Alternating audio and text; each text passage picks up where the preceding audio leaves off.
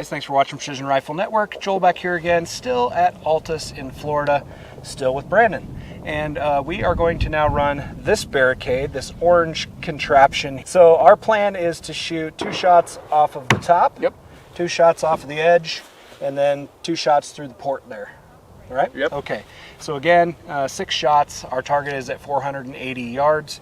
Hopefully you're seeing a pattern at this point. Yes, we are using the same target, which I suppose gives us a tiny bit of advantage in the fact that we're not really having to change our angle or anything like that. But again, I am not planning how I'm going through these barricades, and Brandon has shot off of these a bunch of times, this being his home range. So hopefully you're getting some tips out of my failures, and we're talking about just how that all goes. So let's get into the video.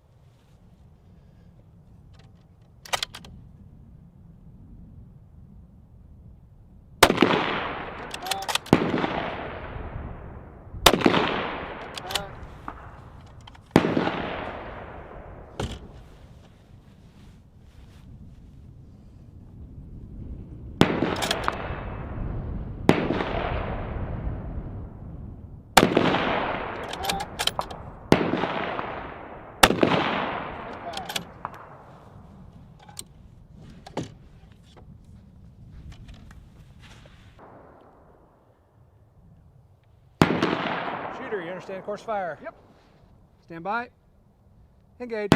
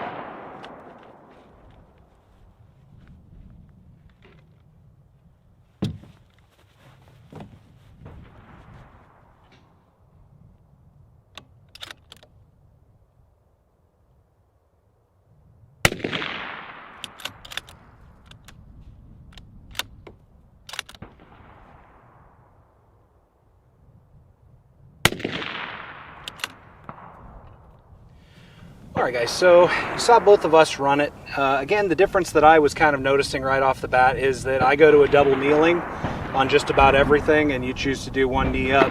What are your thoughts on how this all went? This is definitely a case of don't pay too much attention to the pro shooter. Position-wise, it's fairly straightforward. One gotcha I want to point out that I was worried you were going to run into, but I kept my mouth shut, is this port is not very large.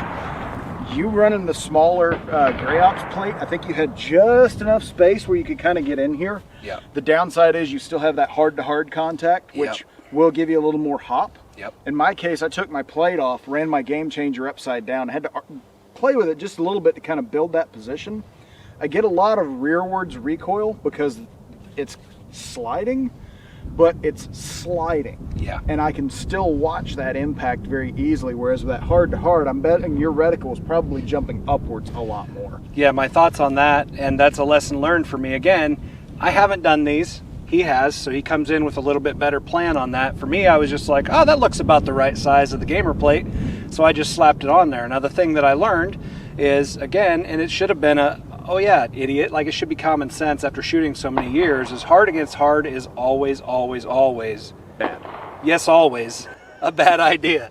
You want your hard against your soft kind of thing. That's why we have these Barricade bags. So, you know, a mini game changer or something like that, or even just a flat bag like from Coltac or somebody like that you can slide in there and put the bag on top of would have been a better choice.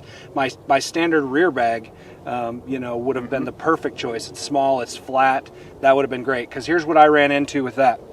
The plate worked, it went in, but after I got it in there, I realized that the flat surface of the Barricade down here is actually angled down. So if I would have that gamer plate laying in there perfectly flat on there, I was actually aiming down at a downward angle and I couldn't see my target.